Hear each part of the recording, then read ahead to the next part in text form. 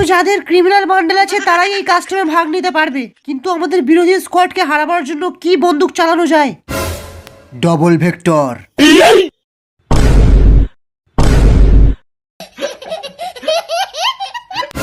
একদম ঠিক বলেছিস, আমিও ডবল ভেক্টর নেব। কিন্তু কাস্টমে তো ডবল ভেক্টর অ্যালাউ নেই, আর তার উপরে আমরা যদি ক্রিমিনাল হয়ে ডবল ভেক্টর নিই আমাদের নাম তো বদনাম হয়ে যাবে।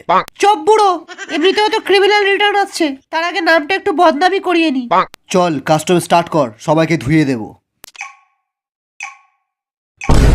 এই মুহূর্তে কাস্টম স্টার্ট হয়ে গেছে আমরা দেখতে পাচ্ছি।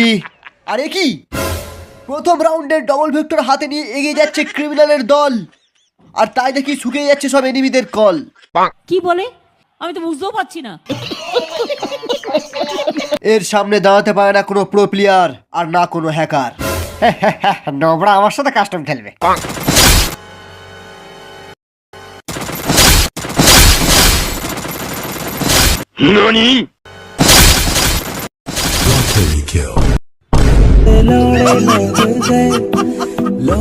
অন্যদিকে চাচার গাড়ি নিয়ে এগিয়ে যাচ্ছে আমাদের ভল্লাল, যদিও এ ছিঁড়তে পারে না কারোর একটাও বাল।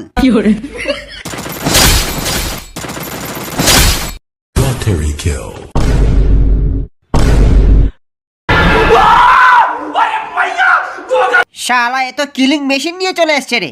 আরে নোবরার দল প্রথমে স্কাইলার দিয়ে ওয়ালটা ভাঙ, তারপর সবাইকে গুছিয়ে খেলা।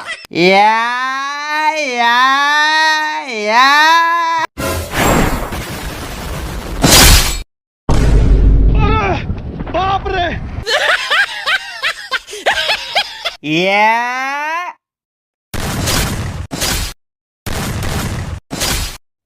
এই সালা এইবার মজা লাগবে। সালা এত হ্যাকারের মতো হেডশট মারছে। আমরা কাস্টম খেলবো না ভাগ, আমরা কাস্টম খেলবো না, আমরাও খেলবো না, আমরাও। ওই সালা নোবরার দল, কাস্টম খেলতে তোদের যেখানে এতই ফাটে তাহলে কাস্টমে আসিস কেন? আমাদের কাস্টমে জিততে গেলে তোদেরকে নিতে হবে ডবল ভেক্টর, আর না হলে 7 গোল্লায় হেরে সবাইকে যেতে হবে যে যার ঘর। আমার সাথে কাস্টমে ডবল ভেক্টর চালাবি কে?